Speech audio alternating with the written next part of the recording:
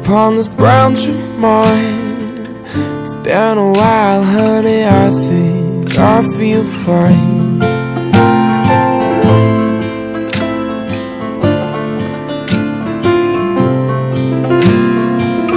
See the question mark atop your spine.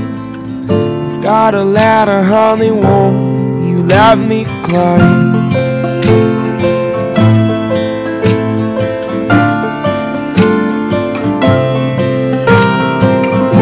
Tell me all about your foreign war, and all about the photographs that line your drawer.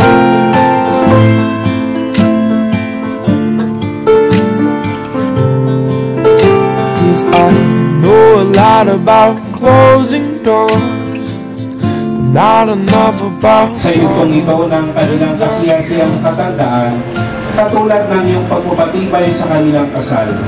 Noon pa mang ito ay umani ng unang bunga ng pagmamahal sa pamamagitan ni Kristo kasama ng Espiritu Santo magpasawalang hanggan. See is all it could be if you would try.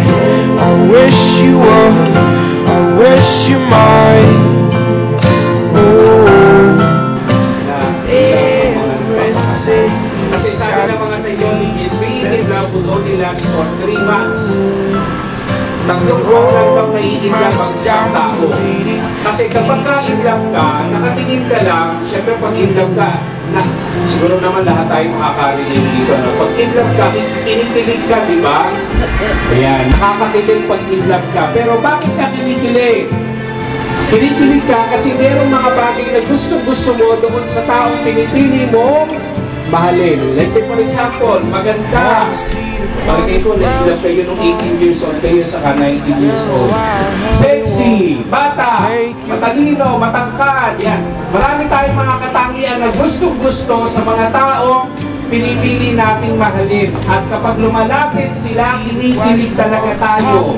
At sinasabi natin, in love ako sa kanya. Ayan. Let me climb.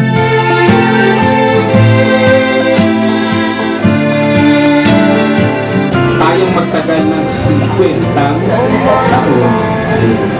At sa palagay ko, sa lakas ninyong dalawa, ayaw pa mo makaisa pa. So once again, congratulations po. Palakpakan po natin ang Tatay Sagas at Nanay Rosie. Everything you said to me has been true.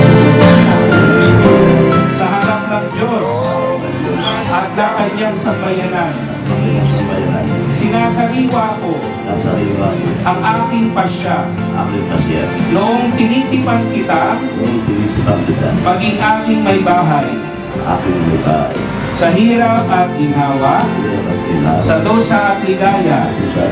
Ikaw lamang ang aking ibigin at itatanging karugtong ng aking buhay ngayon at kailanman. Sa harap ng Diyos at ng kanyang sambayanan, sinasaliwa ko ang aking pasya noong tinitipan kita maging aking kasama.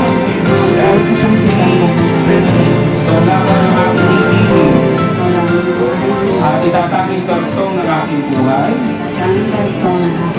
ngayon at kailanman.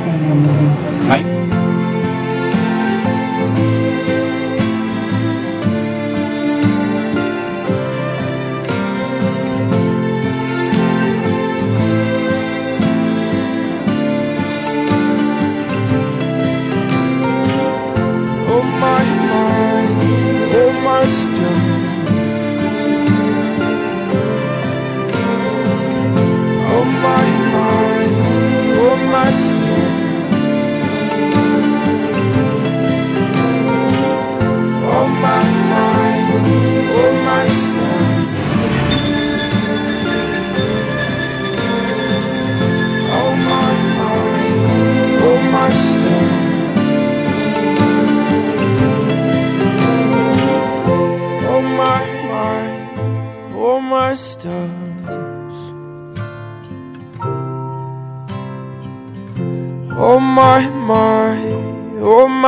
does.